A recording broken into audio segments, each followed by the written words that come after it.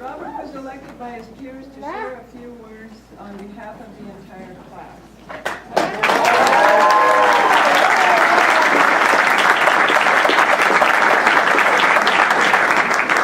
First, Robert is going to help me present the faculty award. The Outstanding Faculty Award goes to Dr. Price Fishback.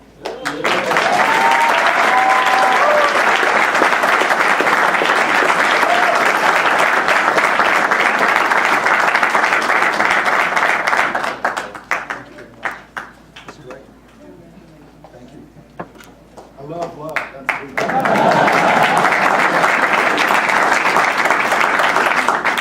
will present the Outstanding Module Award, and that goes to Module 7, the Customer Value Proposition, taught by Shankar Ganesan and Yong Liu.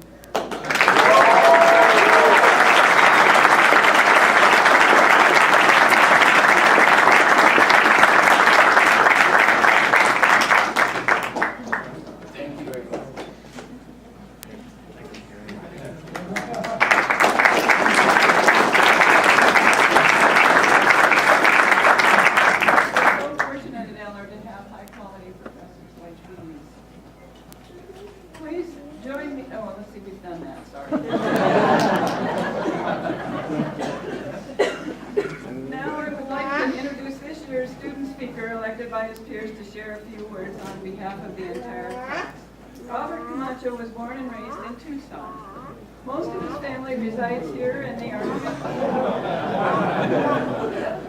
huge U of A fans. He graduated from Sunnyside High School in 1995 and attended Pima College and the University of Arizona while working full-time.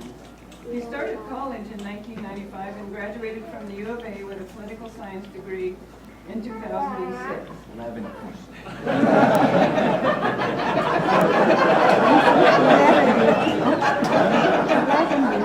1993, Robert started out as a customer service agent with Cross Country Automotive. He progressed to his current position of Vice President of Operations.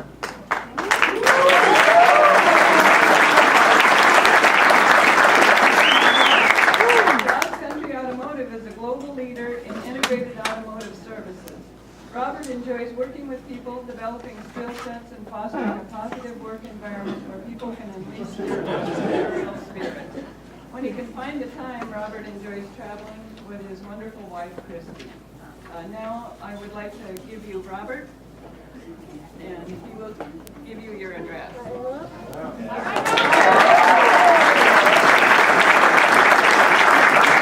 How's everybody doing? Look at Shankar, sharp, isn't he? Before we get started, I really couldn't agree more with our keynote speaker today, Joan. Short, heavy, great guys, really are. Joan, you are amazing. But before I get started, I do want to say a quick story. You know, you guys have known me for a while now. I typically don't get nervous or intimidated at all. But the first day of class, I cannot tell you how intimidated I was. Everybody standing up, introducing themselves. Dr. Gabala working on a heart treatment. Dr. Harry heading up a hospital.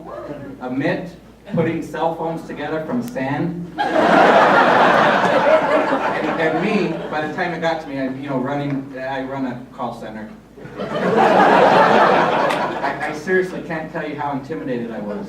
But I have to thank one person in the class for helping me get through that, and that's Justin. Mr. Justin Cook, I developed a really good relationship with him, and after a few weeks, I really realized I'm not in that bad a shape.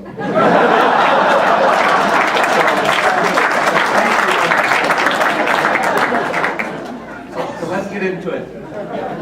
University of Arizona faculty, graduate families, and friends, and guests, it's my pleasure to speak to you guys today, representing the Eller Business School graduating class of 2011. We are certainly a small, but a very mighty group. So congratulations. Let me begin by thanking you for this overwhelming honor. It's a tremendous opportunity, and as my classmates can attest, it's been a very, very long road. Over the last 16 months, or as Dan Benz is fond of saying, which I can only assume he used some type of a Mayan calendar, about 14 months.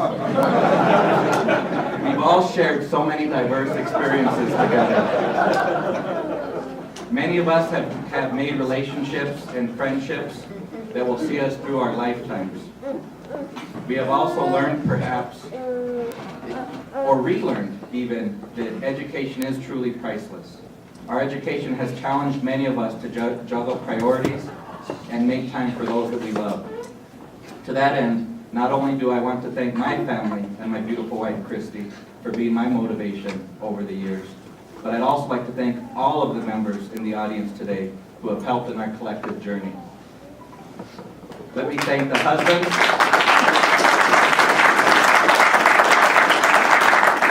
Let me thank the husbands and wives, the significant others, the mothers and fathers, the grandparents, or as many of my classmates refer to you guys as the babysitters, for all of your help. And most importantly, the children out there who have undoubtedly made huge sacrifice through this process. And on that note, let me also mention that several babies were actually born during the course of our travels together.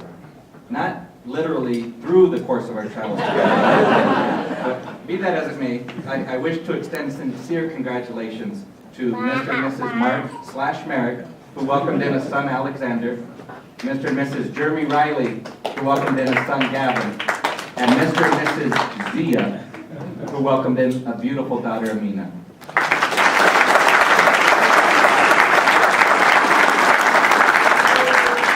As I began researching what I was going to talk about with our time together today, I came across a quote from G.K. Chesterton. And he says, and I quote, "Education is simply the soul of a society as it passes from one generation to the next."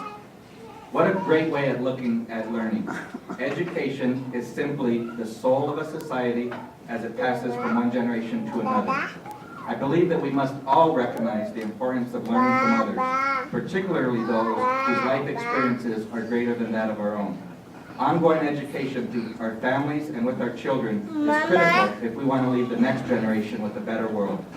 When I think of this life lesson, I am reminded of someone in my life who has been extremely instrumental as a teacher.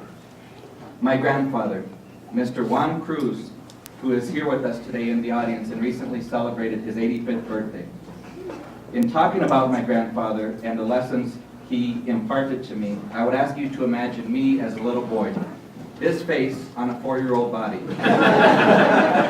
No, seriously, it hasn't changed that. Even the size of the head. As a little boy, I can vividly remember my incredible alarm clock buzzing incessantly at 4 a.m. every day of the week.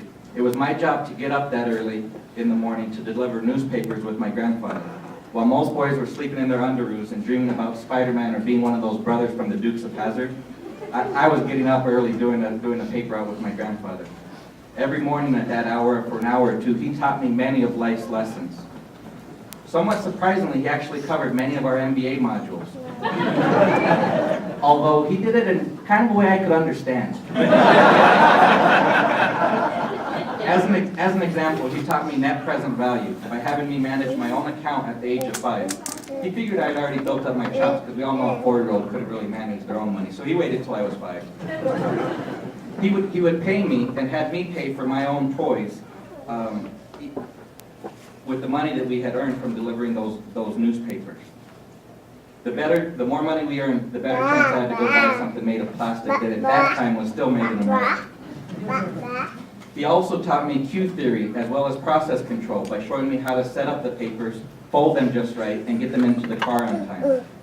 He shared that we owed this consistency to our customers. They were the reason we made all the money and I got the toys. He also taught me customer lifetime value by making sure I always left the paper just where the customer wanted it. Mr. Gomez, that meant leaving the paper up against his door so that he could easily get it in the morning. While Mrs. Gutierrez, I had to leave it on the wall so that she could grab it, and it had to be just right on the wall or else he'd make me go back for it. He also taught me about accounts receivable, when he had to explain why I couldn't spend some of our money because, and I quote, "the deadbeats over on Oahu Lane hadn't paid their bill in 3 months." No, maybe though, the most important lesson of all is he taught me how to increase our revenue. And as I think back to it, it's something that transcends all business lines. Here's what you do. You send a 5-year-old dressed in raggedy clothes with spiked hair to do your collections around Christmas time. Trust me, he definitely knew what he was doing. Education is simply the soul of a society as it passes from one generation to another. My point is simple. All of us have the opportunity each day, each hour, and each moment to make a difference in the education of others, especially those with less life experience. Cherish every moment you have with your family and with the children, because every moment you have is a moment to pass on what you've learned. You may not know it now, but the things you do today will echo an eternity. So let me say to my tata, thank you for everything you taught me. You are a large part of the reason that I am up here today.